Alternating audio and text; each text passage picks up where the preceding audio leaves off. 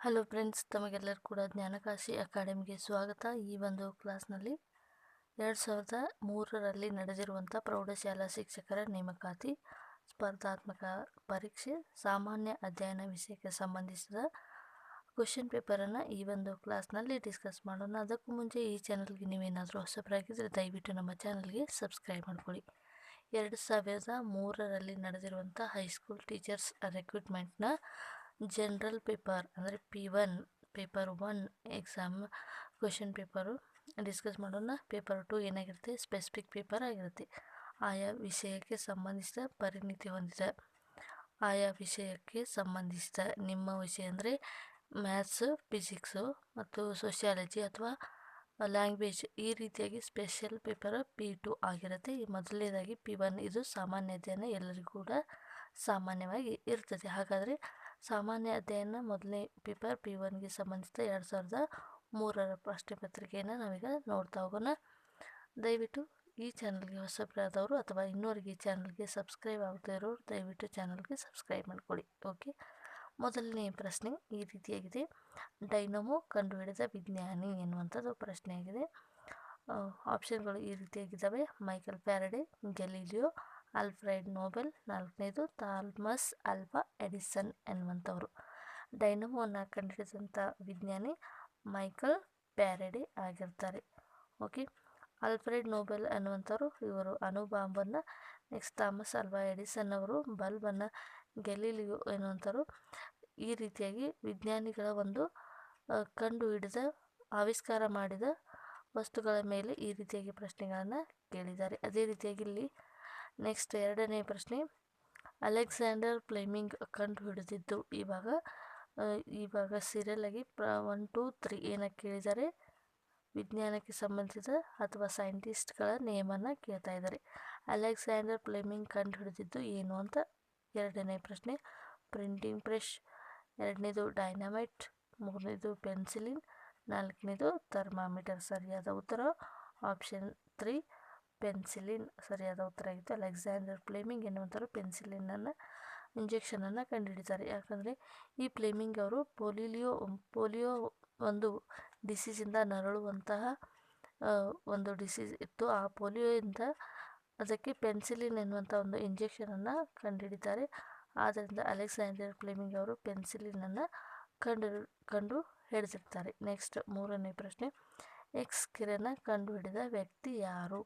ಮೊದಲನೇದು ಮಾರ್ಕೋನಿ, ಎರಡನೇದು ವಿಲ್ಹಿಮ್ ರಾಂಟ್ಜೆನ್, ಮೂರನೇದು ಜೇಮ್ಸ್ ವ್ಯಾಟ್, ನಾಲ್ಕನೇದು ಐಸಾಕ್ ನ್ಯೂಟನ್ ಎನ್ನುವಂಥವ್ರು. ಇವಾಗ ಇಲ್ಲಿ ಸರಿಯಾದ ಉತ್ತರ ಮೂರನೇ ಪ್ರಶ್ನೆಗೆ ಸರಿಯಾದ ಉತ್ತರ ವಿಲ್ಹಿಮ್ ರಾಂಟ್ಜೆನ್ ಎನ್ನುವಂಥವ್ರು ಎಕ್ಸ್ರೇಯನ್ನು ಕಂಡುಹಿಡಿದ ವ್ಯಕ್ತಿಯಾಗಿರ್ತಾರೆ. ನಾಲ್ಕನೇ ಪ್ರಶ್ನೆ ಈ ರೀತಿಯಾಗಿದೆ. ಶೂನ್ಯವನ್ನು ಪರಿಚಯಿಸಿದವರು ಯಾರು? ಭಾರತೀಯರು, ಗ್ರೀಕರು, ಈಜಿಪ್ಟಿಯನ್ನರು, ಅಮೆರಿಕನು. ಸರಿಯಾದ ಉತ್ತರ ಭಾರತೀಯರು. ನೆಕ್ಸ್ಟ್ ಪ್ರಶ್ನೆ, ಅಣುಶಾಸ್ತ್ರವನ್ನು ಪ್ರತಿಪಾದಿಸಿದವರು ಯಾರು? ಅಣುಶಾಸ್ತ್ರವನ್ನು ಪ್ರತಿಪಾದಿಸಿದವರು ಯಾರು ಎನ್ನುವಂಥದ್ದು ಪ್ರಶ್ನೆಯಾಗಿದೆ. ಮೊದಲನೇದು ಜಾನ್ ಡಾಲ್ಟನ್, ಎರಡನೇದು ಆಪ್ಷನ್ ಚಾರ್ಲ್ಸ್ ಡಾರ್ವಿನ್, ಮೂರನೇದು ಕೆಲ್ವಿನ್, ನಾಲ್ಕನೇದು ಕೆಪ್ಲರ್. ಐದನೇ ಪ್ರಶ್ನೆಗೆ ಸರಿಯಾದ ಉತ್ತರ ಆಪ್ಷನ್ 1 ಜಾನ್ ಡಾಲ್ಟನ್ ಎನ್ನುವಂಥವರು ಅಣುಶಾಸ್ತ್ರವನ್ನು ಪ್ರತಿಪಾದಿಸ್ತಾರೆ. ಆರನೇ ಪ್ರಶ್ನೆ, ಬಯೋ ಅನಿಲದ ಸರಿಯಾದ ಹೇಳಿಕೆಯನ್ನು ಗುರುತಿಸಿ ಎನ್ನುವಂಥದ್ದು. ಮೊದಲನೇದಾಗಿ ಆಪ್ಷನ್ ಅಗ್ನಿಪರ್ವತದಿಂದ ಉತ್ಪಾದಿಸಿದ ಅನಿಲಗಳ ಮಿಶ್ರಣ ಬಯೋಗ್ಯಾಸ್ ಆಗಿರುತ್ತೆ. ಎರಡನೇದು ಕೆಲವು ಎಣ್ಣೆ ಬಾವಿಗಳಿಂದ ಉತ್ಪಾದಿಸಿದ ಅನಿಲವಾಗಿದೆ.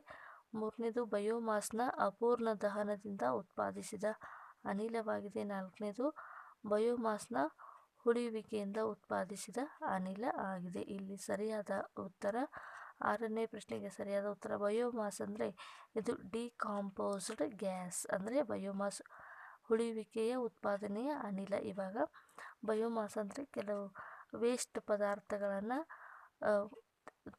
ತಾನೇ ಕೊಳಿಲಿಕ್ಕೆ ಬಿಟ್ಟು ಅದನ್ನು ಹುದುಗುವಿಕೆ, ಈ ರೀತಿಯಾಗಿ ಹುದುಗುವಿಕೆಯಿಂದ ಅಲ್ಲಿ ಒಂದು ಗ್ಯಾಸ್ ಉತ್ಪತ್ತಿ ಆಗುತ್ತೆ. ಅದಕ್ಕೆ ಬಯೋಗ್ಯಾಸ್ ಅಂತ ಹೇಳಿ ನಾವು ಕರಿತೀವಿ. ಏಳನೇ ಪ್ರಶ್ನೆ, ವಿಮಾನದಲ್ಲಿ ಎತ್ತರವನ್ನು ಅಳೆಯಲು ಉಪಯೋಗಿಸುವ ಉಪಕರಣ ಯಾವುದು? ವಿಮಾನದಲ್ಲಿ ಎತ್ತರವನ್ನು ಅಳೆಯಲು ಬಳಸುವಂಥ ಉಪಕರಣ ಯಾವುದು ಅಂತ ಕೇಳ್ತಾ ಇದ್ದಾರೆ. ಆಪ್ಷನ್ ಈ ರೀತಿಯಾಗಿದ್ದಾವೆ: ಆನಿಮೋಮೀಟರ್, ಎರಡನೇದು ಅಲ್ಟಿಮೀಟರ್, ಮೂರನೇದು ಅಮ್ಮೀಟರ್, ನಾಲ್ಕನೇದು ಆಡಿಯೋ ಮೀಟರ್ ಎನ್ನುವಂಥದ್ದು. ಸರಿಯಾದ ಉತ್ತರ ಅಲ್ಟಿಮೀಟರ್. ಆಲ್ಟಿಟ್ಯೂಡ್ ನಾವು ಇಂಗ್ಲೀಷ್ನಲ್ಲಿ ಎತ್ತರಕ್ಕೆ ಆಲ್ಟಿಟ್ಯೂಡ್ ಅಂತ ಕರಿತೀವಲ್ವ, ಆದ್ದರಿಂದ ಅಲ್ಟಿಮೀಟರ್ ಅಂದರೆ ವಿಮಾನದ ಎತ್ತರವನ್ನು ಅಳೆಯುವಂಥ ಒಂದು ಸಾಧನ ಆಗಿದೆ. ನೆಕ್ಸ್ಟ್ 8ನೇ ಪ್ರಶ್ನೆ, ಶುದ್ಧ ಚಿನ್ನ.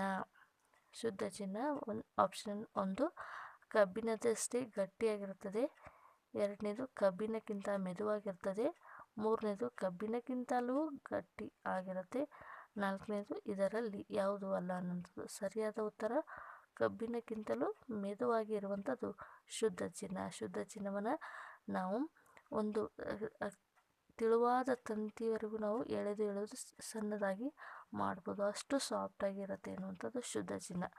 ನೆಕ್ಸ್ಟ್ 9ನೇ ಪ್ರಶ್ನೆ, ಪರ್ವತದ ಅಧ್ಯಯನಕ್ಕೆ ಸಂಬಂಧಿಸಿದ ವಿಜ್ಞಾನ. ನೋಡಿ, ಇಲ್ಲಿ ಸೈಂಟಿಸ್ಟ್ಗಳ ನೇಮನ್ನು ಸುಮಾರು ಸಾರಿ ಒಂದೇ ಪ್ರಶ್ನೆ ಪತ್ರಿಕೆಯಲ್ಲಿ ಸುಮಾರು ಸಾರಿ ಬರೀ ಸೈಂಟಿಸ್ಟ್ಗಳ ನೇಮನ್ನು ಕೇಳಿದ್ದಾರೆ. 1ರಿಂದ 4 ಪ್ರಶ್ನೆಗಳು ಸೈಂಟಿಸ್ಟ್ಗಳಿಗೆ ಸಂಬಂಧಿಸಿ. ಅದೇ ರೀತಿಯಾಗಿ ಪರ್ವತಗಳ ಅಧ್ಯಯನ, ಈ ರೀತಿಯಾಗಿ ಪರ್ವತಗಳ ಅಧ್ಯಯನ, ಮಣ್ಣಿನ ಅಧ್ಯಯನ, ಈ ಒಂದು ಸ್ಪೆಸಿಫಿಕ್ ಆಗಿರುವಂಥ ಅಧ್ಯಯನಗಳೇನು ಬರ್ತಿದ್ದಾವೆ ಆ ಒಂದು ಅಧ್ಯಯನಕ್ಕೆ ಸಂಬಂಧಿಸಿದ ಪ್ರಶ್ನೆಗಳು ಕೂಡ ಬಂದಿದ್ದಾವೆ. ಇವಾಗ ಪರ್ವತದ ಬಗ್ಗೆ ಅಧ್ಯಯನಕ್ಕೆ ಸಂಬಂಧಿಸಿದ ವಿಜ್ಞಾನಕ್ಕೆ ಏನಂತ ಕರಿತೀವಿ ಅಂತ ಪ್ರಶ್ನೆ ಇದೆ. ಓರಿಥೋಲಜಿ, 2ನೇದು ಓಸ್ಟಿಯಾಲಜಿ, 3ನೇದು ಆಪ್ತಮಾಲಜಿ, 4ನೇದು ಓರೋಲಜಿ ಎನ್ನುವಂಥದ್ದು. ಸರಿಯಾದ ಉತ್ತರ ಇಲ್ಲಿ ಓರೋಲಜಿ. ಓರೋಲಜಿ ಎನ್ನುವಂಥದ್ದು ಪರ್ವತದ ಅಧ್ಯಯನಕ್ಕೆ ಸಂಬಂಧಿಸಿದ ಒಂದು ವಿಜ್ಞಾನ ಆಗಿದೆ.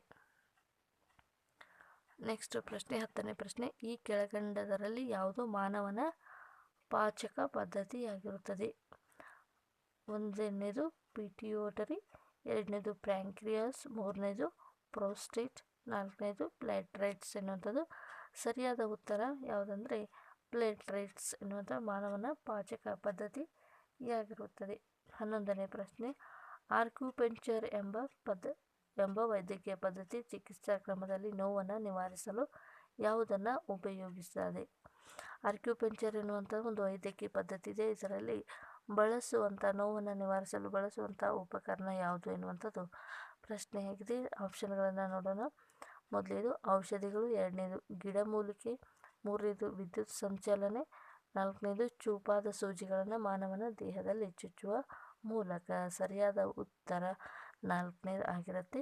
ಆಕ್ಯುಪಂಕ್ಚರ್ ಅಂದರೆ ಚುಚ್ಚುವ ಮೂಲಕ ಮಾನವನ ದೇಹದಲ್ಲಿ ಒಂದು ರಕ್ತದ ಅಥವಾ ಆರೋಗ್ಯದ ಒಂದು ಚಿಕಿತ್ಸಾ ಕ್ರಮದ ನೋವನ್ನು ನಿವಾರಿಸಲು ಬಳಸುವಂತಹ ಒಂದು ಆಕ್ಯುಪಂಕ್ಚರ್ ಅಂದರೆ ಈ ಒಂದು ಪದ್ಧತಿಯಾಗಿದೆ.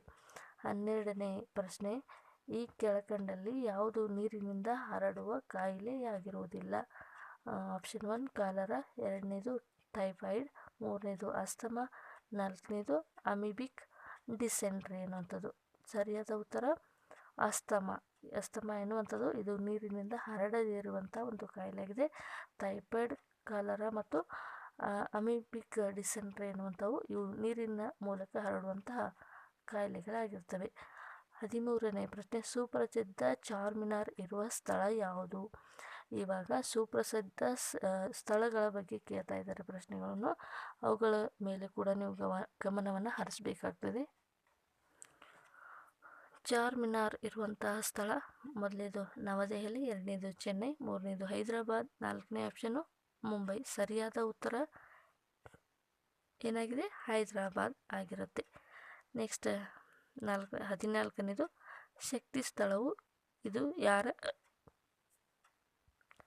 ಸ್ಥಳವು ಯಾರ ನೆನಪಿನಲ್ಲಿ ಕಟ್ಟಿರುವುದು? ಮೊದಲನೇದಾಗಿ ಜವಾಹರ್ಲಾಲ್ ನೆಹರು, 2ನೇದು ಲಾಲ್ ಬಹದ್ದೂರ್ ಶಾಸ್ತ್ರಿ, 3ನೇದು ಮಹಾತ್ಮ ಗಾಂಧಿ, 4ನೇದು ಇಂದಿರಾ ಗಾಂಧಿ.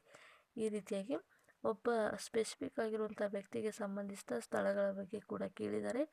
ಈ ಒಂದು ಪ್ರಶ್ನೆಗೆ ಸರಿಯಾದ ಉತ್ತರವನ್ನು ನೋಡೋದಾದರೆ ಇಂದಿರಾ ಗಾಂಧಿ ಇದು ಶಕ್ತಿ ಸ್ಥಳ ಇರುತ್ತೆ. ಇಂದಿರಾ ಗಾಂಧಿಯವರು ಮರಣ ಹೊಂದಿದ ಅಥವಾ ಸಮಾಧಿ ಸ್ಥಳಕ್ಕೆ ಶಕ್ತಿ ಸ್ಥಳ ಅಂತ ಹೇಳಿ ಕರೀತಾರೆ. ನೆಕ್ಸ್ಟ್ 15ನೇ ಪ್ರಶ್ನೆ, ಮದರ್ ತೆರೇಸಾ ಮರಣ ಹೊಂದಿದ ವರ್ಷ. ಇಂಪಾರ್ಟೆಂಟ್ ವರ್ಷಗಳನ್ನು ಕೂಡ ಕೇಳ್ತಾರೆ. ಮದರ್ ತೆರೇಸಾ ಅವರು ಮರಣ ಹೊಂದಿದ ವರ್ಷ ಅನ್ನುವಂಥದ್ದು ಇಲ್ಲಿ 1995, 1997, 1996, 1998. ಸರಿಯಾದ ಉತ್ತರ ಆಪ್ಷನ್ 1997 ಎನ್ನುವಂಥದ್ದು ಆಗಿತ್ತು.